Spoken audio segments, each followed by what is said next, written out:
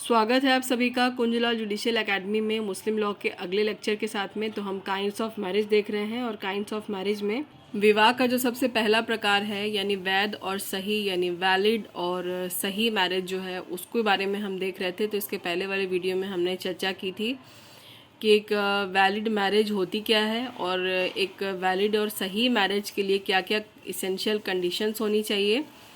आज हम देखेंगे कि वैध विवाह जब होते हैं तो उसके परिणाम क्या क्या होते हैं। सबसे पहला परिणाम है संभोग को वैधता मिल जाती है।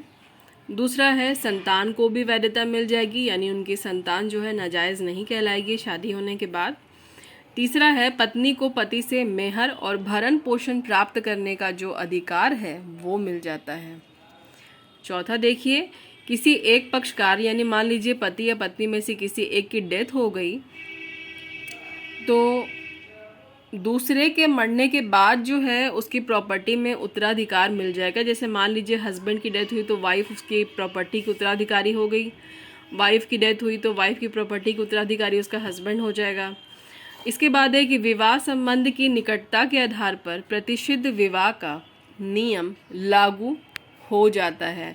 विवाह संबंध की निकटता, इसके पहले हमने देखा था कि आपके जो रिलेशन बनते हैं जैसे शादी वाले रिलेशनशिप हैं, जैसे मामा हैं, जैसे मदर के भाई हैं और फादर के भाई हैं, फादर की बहन है, उनसे शादी नहीं हो सकती। मतलब ये मैंने एक एग्जाम्पल आपको दिया था।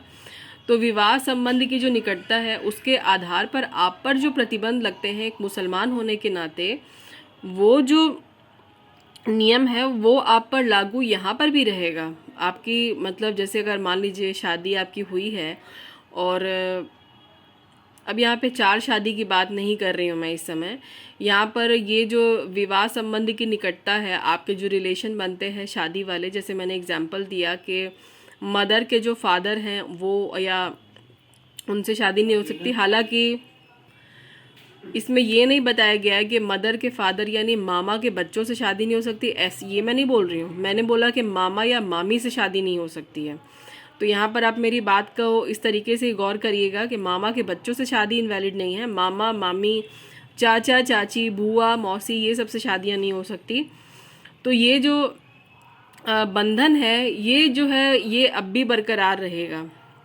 इसके बाद है पति को पत्नी की स्वतंत्रता पर युक्तियुक्त प्रतिबंध लगाने का अधिकार हो जाएगा। अब युक्तियुक्त प्रतिबंध का मतलब है कि जहाँ पर पत्नी को नहीं करना चाहिए कोई काम जो हस्बैंड को लगता है कि ये सही नहीं है,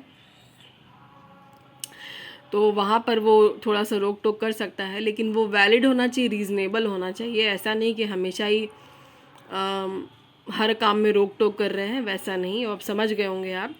इसके बाद लास्ट पॉइंट है पत्नी के लिए इद्दत पालन की अनिवार्यता हो जाएगी। अब जैसे मान लीजिए किसी का हस्बैंड की डेथ हो गई या उसका तलाक हो गया उसके हस्बैंड से, तो जो इद्दत पीरियड उसको फॉलो करना पड़ता है वो मैंडेटरी है और वो यहाँ पर भी मैंडेटरी है। मतलब आपका जो वैलिड मैरिज है उसकी एक कंडीशन ये भी होती है कि अगर आपकी शादी वैलिड हुई है और किसी लड़के का किसी हस्बैंड से अपने हस्बैंड से तलाक हो गया है या फिर हस्बैंड की डेथ हो गई है, तो वहाँ पे इद्दत पालन मैंडेटरी हो जाएगा।